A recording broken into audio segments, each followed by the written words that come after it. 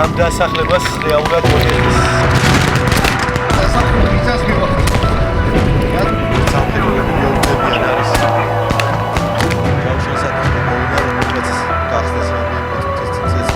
Ми продовжуємо виконувати наказ тримати оборону. Забираемся на крыше и даем. Слава Украине.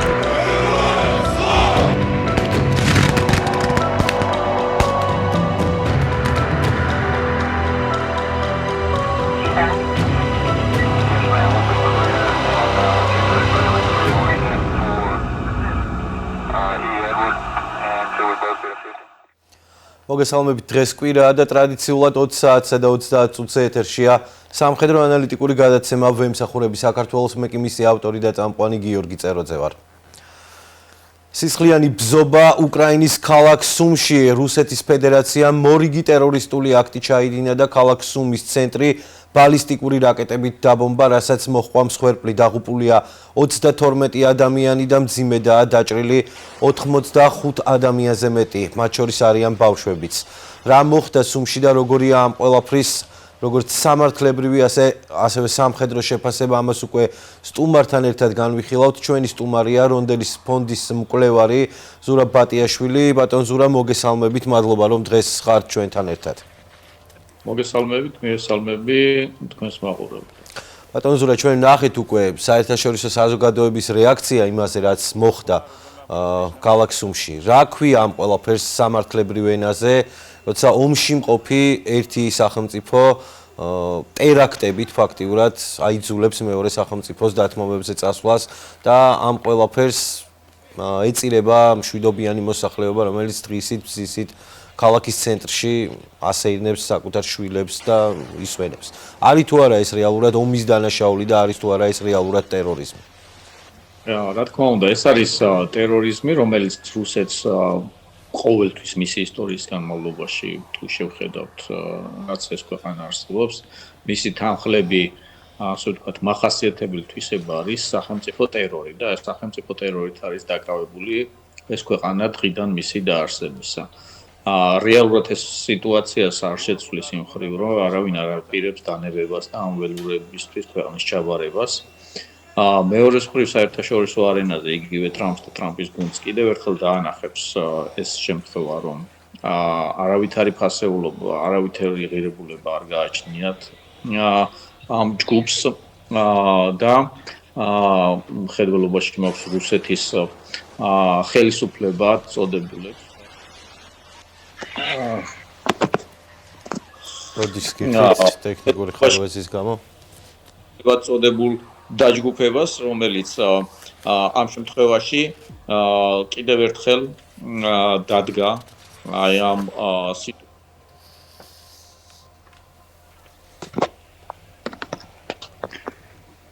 კიდევ ერთხელ სამყაროს დაანახა თავისი რეალური სახე. ბატონ ზურაბ, თუ მოახერხებთ კამერა, რომ ჰორიზონტალურ მდგომარეობაში დააბრუნოთ. მადლობთ. ჩვენ ნახეთ, ასე ვთქვათ, საერთაშორისო აქტორების განცხადებები, ნახეთ ევროპელი ლიდერების განცხადებები, ასევე დონალდ ტრამპის სპეციალური წარმომადგენლის კიტ კელოგის განცხადება, რომელიც მან X-ზე გააჟღერა, როგორც ყოფილი სამხედრო ლიდერი, მე მესმის ობიექტების მიზანში ამოღება და ეს არასწორია, სწორედ ამიტომ მუშაობს პრეზიდენტი ტრამპი ამ ომის დასასრულებლად. აცხადებს კელოგი. ჩვენ ნახეთ, რომ რეალურად შეერთებულმა შტატებმა სცადა მოლაპარაკებების ფორმა რუსეთის ფედერაციასთან და შედგა შეხვედრა მხარეებს შორის, თუმცა ამ ყველაფერმა არ გაამართლა და მოლაპარაკებების დასრულებიდან მალევე მესამე დღეს მოხდა კიევის დაბომბვა და პრინციპში ვხედავთ რომ ამ მოლაპარაკებების შემდეგ კიდევ უფრო გააქტიურდა რუსეთის ფედერაცია ბალისტიკური რაკეტებით, დრონებით და ასევე ქვეითებითაც სხვადასხვა მიმართულებებზე. ხომ არ ნიშნავს ეს ყველაფერი იმას, რომ ვაშინგტონმა ვერ შეძლო ასე ვთქვათ, დაერწმუნებია მოსკოვი იმაზე, რომ წასულიყო რაიმე ტიპის დათმობებზე და ხომ არ ნიშნავს ეს ყველაფერი იმას, რომ ახლა სწორედ რუსეთის ფედერაციის ინტერესებშია, რომ რაც შეიძლება დიდხანს გაგრძელდეს ეს ომი. ეს თავიდანვე ცხადი იყო, რომ ვერაფერზე ვერ დაითანხმებდნენ პუტინს. პუტინს აქვს იდეა ფიქსი, რომ აღადგინოს საბჭოთა კავშირი და ამ საბჭოთა კავშირის აღდგენაზე თანახმა არის ხელკლად გაწიოს ნებისმიერი რაოდენობის ადამიანები, მას რაოდენობა არანავლებს არც ეკონომიკა და ეკონომიკური მდგომარეობა საკუთარ ქვეყანაში არანავლებს საერთაშორისო არენაზე იმიჯი და ასე შემდეგ, ამაზე საერთოდ ლაპარაკი ზედმეტი არის. და შეერთებული შტატების ხელმძღვანელობისთვისაც, ახალი ხელმძღვანელობისთვის, რომელსაც შეიძლება რაღაც ილუზია გააჩნდა თავიდან, მე მგონი პუტინი მიიყვანს იმ დასკვნამდე, რომ მასთან, ანუ მოსკოვთან მოლაპარაკება შეუძლებელია და რომც იყოს რაიღაც შეთანხმება, ამ შეთანხმებას ფასი არ აქვს და დაარღვევს ნებისმიერ დროს და ნებისმიერ შემთხვევაში. ამიტომ გამოფხიზლების დრო არის საერთაშორისო არენაზე, იმის დრო არის, რომ რუსეთის რეალიზაცია აღიქვან და რაც მთავარი არის შესაბამისად იმოქმედონ.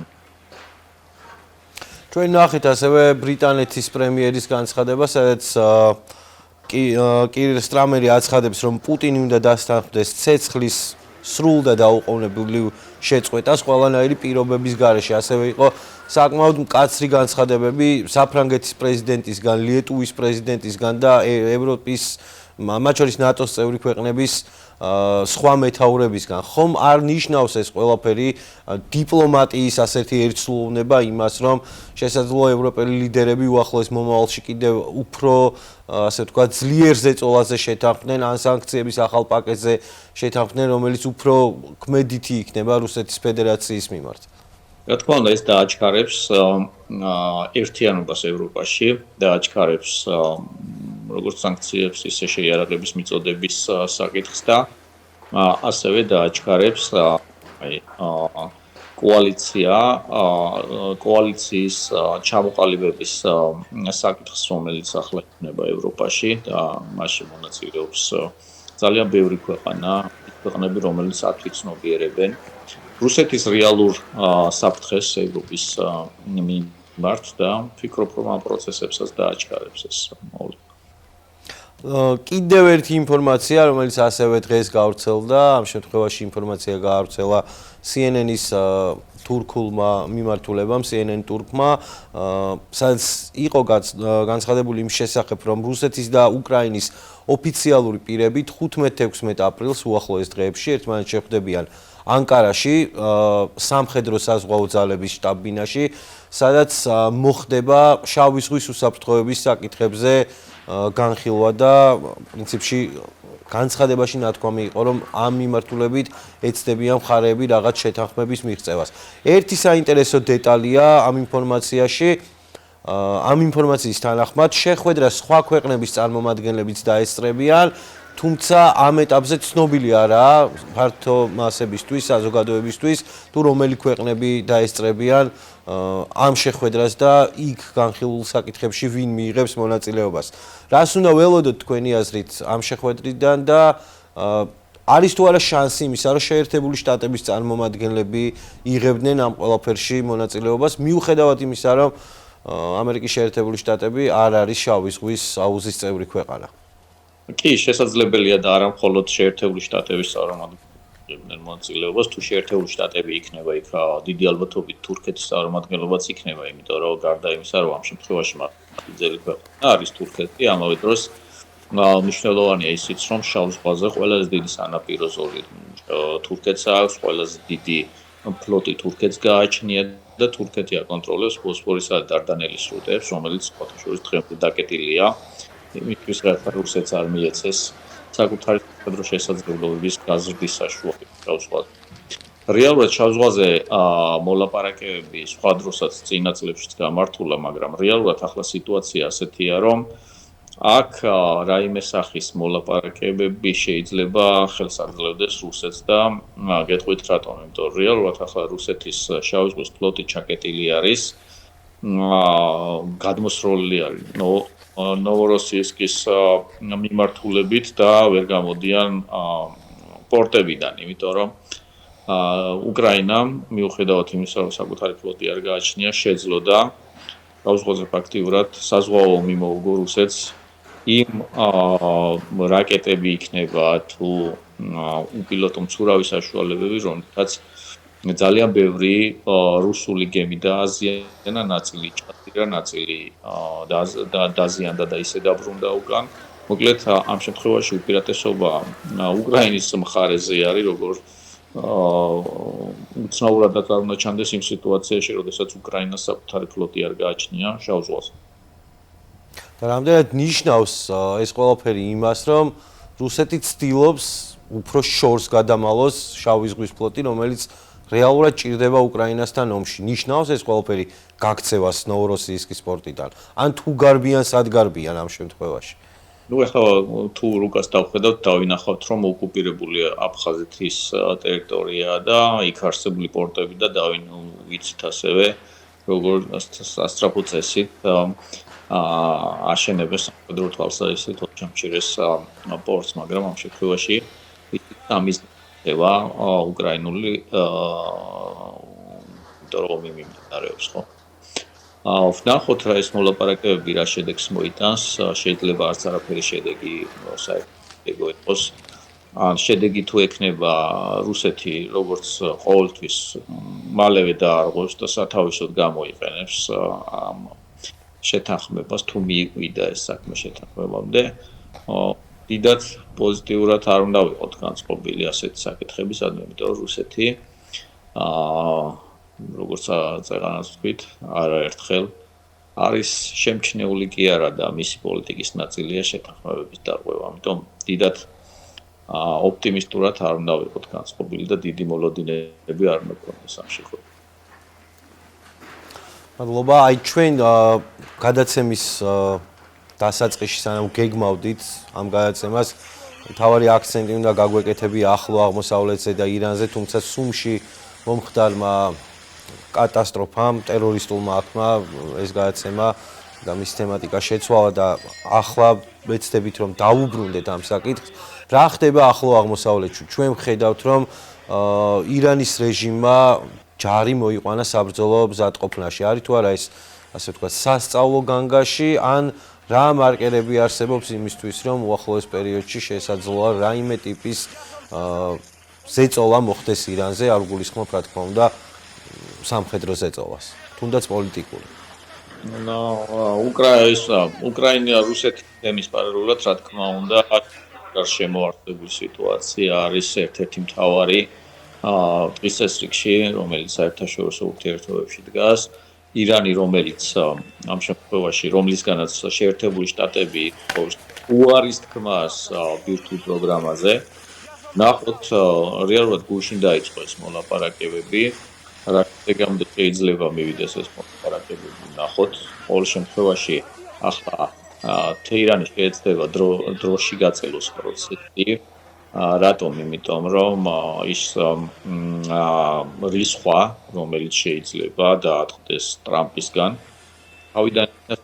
თავიდან ირანი წინააღმდეგიც კი იყო მოლაპარაკებებზე და აცხადებდა რომ მოლაპარაკებებს, მათ შორის პირდაპირ მოლაპარაკებებსაც არ გამართავდა, მაგრამ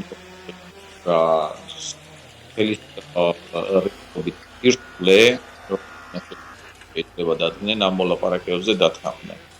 როგორი იქნება ეს უარის თქმა, რო გვიჩვენებს, იქნება ეს დიპლომატიის გამოყენებით თუ შემდგომ შეერთებული შტატები სამხედრო მოქმედებების დაწყების გადაწყვეტილებას, რომელიც დიდი ალბათობით ისრაელთან ჩატარდება და ამაზე ვსაუბრობთ, ჩვენ არ უნდა წარმოვიდგინოთ, რომ იქ ახლა ვინმე სახმელეთო ოპერაციის ჩატარებას აპირებს, ეს იქნება საჰაერო რომელიც ირანში მდებარეობს, მაგრამ აქაც არის სტუდიები, რომელიც მათ ეს ყველაფერი კლდოვანი მასა არის. ათმარიცი აი იმ დიდი ბომბების და რაკეტების გამოყენების შემთხვევაშიც კი ბოლომდე იქნება თუ არ განადგურებული ის ობიექტები, რომლის დემონტაჟსაც ითხოვს შეერთებული შტატები. ყოველ შემთხვევაში ირანს იმის საშუალებაც აქვს, რომ ცოდნად გააჩნია, რომ ამ ობიექტების ლიკვიდაციაში შემთხვევაში ხელახლა დაიწყოს ის პროგრამა, იმიტომ რომ მეცნიერები ყავს უკვე მას ის ცოდნა დაგროვილი აქვს და შემდგომში ხელახლა მიწდას. აქ არის ძალიან ბევრი ნიუანსი ამ მიმართებაში და რომ ეფექტური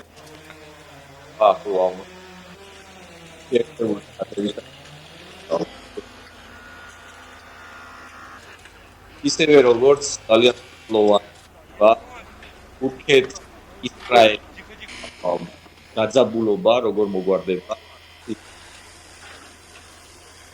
ჩვენ ვხედავთ ასე თქვათ ისრაელის საკმაოდ მნიშვნელოვან ფაქტორსაც რომელსაც პრაქტიკულად სამი მიმართულებით აქვს დაწყებული სამხედრო კამპანია ესა ლიბანის მიმართულება, ესა სირიის მიმართულება და ესა რა თქმა უნდა ღაზა. ისრაელის თავდაცვის მინისტრმა ისრაელ კაცმა გააკეთა განცხადება იმის შესახებ, რომ უახლოეს პერიოდში მოხდება გაგრძელდება ღაზაში სამხედრო კამპანია და ეს ყველაფერი გაგრძელდება მანამ სანამ ყველა მძევალი არ დაუბრუნდება საკუთარ ოჯახს და მან მოუწოდა ჰამას რომ სწორედ ესაა ომის დასრულების ერთადერთი გზა დაუყოვნებლივ გაათავისუფლონ ყველა მძევალი. ანუ ამ შემთხვევაში ჩვენ ვხედავთ ისრაელის რიტორიკას, ჩვენ ვხედავთ რომ ისინი არ აპირებენ ასე ვთქვათ ჰამასთან არანაირ მოლაპარაკებებს და იგეგმება კიდევ უფრო აქტიური სამხედრო კამპანია. რას უნდა ველოდოთ ისრაელისგან უახლოეს პერიოდში და გასაგებია რომ ეს ყველაფერი ხდება სწორედ ირანის პროქსი ძალების წინააღმდეგ და იმ საცეცების წინააღმდეგ, რომლითაც ირანის ისლამური რესპუბლიკა ამ რეგიონში იბრძვის. რას უნდა ველოდოთ თელ-ავივისგან და ამ მიმართულებით იქნება თუ არა სიტუაციის კიდევ უფრო გამწვავება და უფრო მეტი ზეწოლა იმ პროქსი ჯგუფებზე, რომლითაც ირანი ცდილობს დესტაბილიზაციას ამ რეგიონში. თქვენ რამდენიმე მიმართულება ჩამოთვალეთ, მე დავამატებდი ჰუსიტების მიმართულებასაც, იმიტომ რომ რეალურად რაკეტები იქიდან მოფრინავს მართალია მათ გაუნებელყოფას ებს ისრაელი და ისრაელის მოკავშირეები, მაგრამ ესეც ერთი დამატებითი საფრთხეა კიდევ. რა თქმა უნდა ისრაელი იცავს საკუთარ ეროვნულ ინტერესებს და დაიცავს მომავალშიც თუ ნახა ვატყობამისად რომ სხვა გამოსავალი არ არის რა თქმა უნდა ის არ მოერგდება სამხედრო ძალის გამოყენებას ჩვენ ეს დავინახეთ როგორც ღაზის მიმართულებით ისე ლიბანში ჰეზბოლას ლიკვიდაციის ფაქტიური ლიკვიდაციასთან დაკავშირებით თავარი ჩემი აზრით მაინც თავი მართულება ისრაელის ფიტა.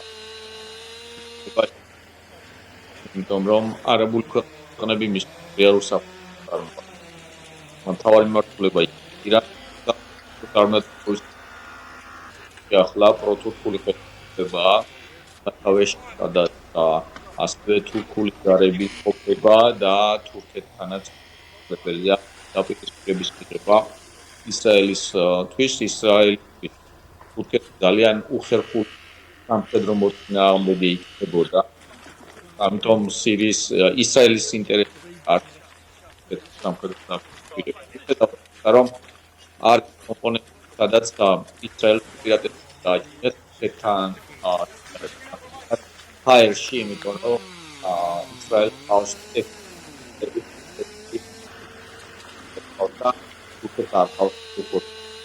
არის კომპონენტები, სადაც თურქეთმა გააჩნია. ასე რომ ეს ის საკითხი არის, ერთ-ერთი საკითხია, რომელსაც ისრაელი შეეცდება თავი აარიდოს თურქეთის კონფრონტაციას, თუმცა ვიმეორებ, მთავარი მიმართულება მაინც ირანი იქნება და აი როგორ გადაწყდება ეს და როგორ წარიმართება შეერთებული შტატების მოლაპარაკებები, ამაზე ბევრი რამ იქნება როგორ მოიქცევა შემდგომში ის. და ამ ყველაფრის ასე ვთქვათ კომბინაცია ორი სხვადასხვა მიმართულების ერთი არის ევროპის კონტინენტი, უკრაინა და მეორეა ახლო აღმოსავლეთი. რამდენად არის ეს ორი სხვადასხვა მიმართულება, თუმცა თითქმის ერთი და იგივე აქტორებით ერთმანეთზე დამოკიდებული და ხომ არ იქონიებს გავლენას მაგალითად ირანზე ფოკუსირება უკრაინაზე. პირობითად ნეგატიურ კონტექსტში ხომ არ მოხდება ასე ვთქვათ უფრო ყურადღების გადატანა ირანის მიმართ ან რაიმე ტიპის სამხედრო დახმარების შემცირება თუნდაც. ევროპის გადმოსახედიდან არ მოხდება რა თქმა უნდა, იმიტომ რომ უკრაინასთან რუსეთ-უკრაინის კონფლიქტი რეალურად ევროპის კონტინენტისთვის მთავარი საფრთხეა და მთავარი ეს უკვე გააცნობიერეს ევროპელმა და ევროპულმა საზოგადოებამ ევროპის მხრიდან არ მოხდება. რაც შეეხება შეერთებულ შტატებს, შეერთებული შტატებიდან რეალურად გამომდინარე მისი ზომიდან და წონიდან მას აქვს არაერთი საკითხი საერთაშორისო არენაზე, იგივე ჩინეთთან დაპირისპირება, რომელსაც ასევე შეიძლება ამერიკელების ინტერესები თუ ყურადღება იქით მიმართოს და ბევრი სხვა წერტილი, მაგრამ ის დახმარება ის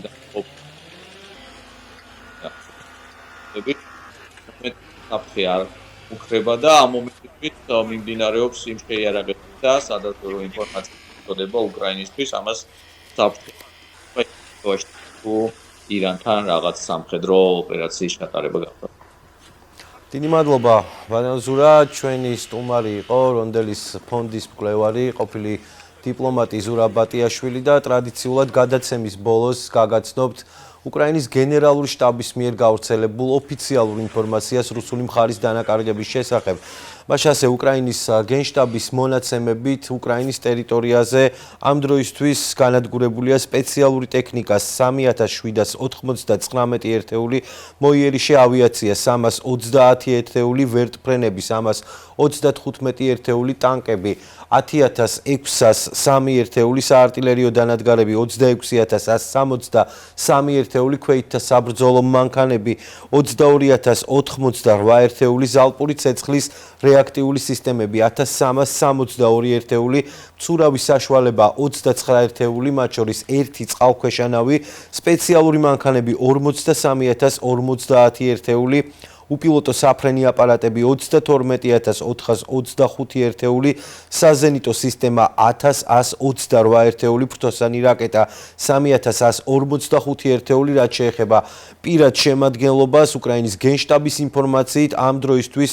რუსეთ-უკრაინის ომში განადგურებულია რუსული არმიის 922670 სამხედრო მოსამსახურე.